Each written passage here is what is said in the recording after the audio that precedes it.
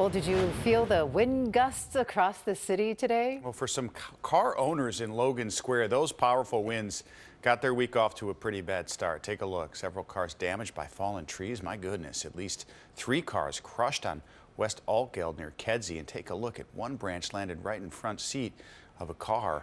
There's some damage there. Glad no one was in those. And now take a look at this. A portion of I-94 in Michigan shut down due to multiple crashes in Kalamazoo County. Several cars have collided in the eastbound direction at mile marker 66 near the Manawan exit.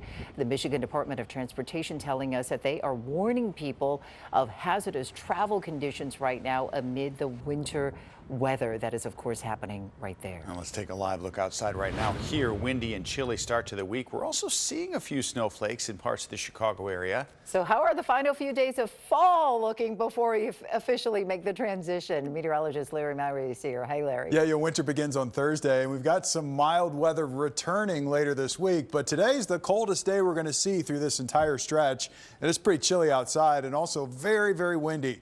Here are the peak wind gusts through the day today. Midway and Gary, we had winds gusting upwards of 45 miles per hour. O'Hare gusted to 40. Valparaiso gusted to 41 miles per hour.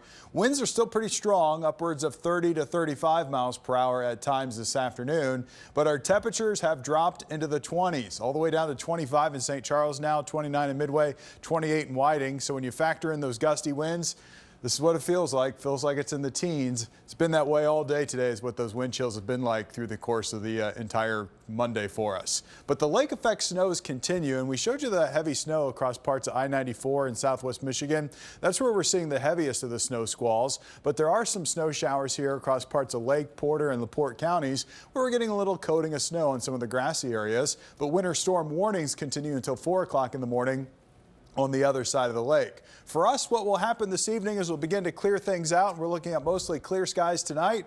And Rob and Judy, we're going to wake up with temperatures tomorrow morning. Air temperatures in the teens, wind chills, single digits. But it does get warmer later this week. Watch breaking news on YouTube. Subscribe to ABC7 Chicago Eyewitness News.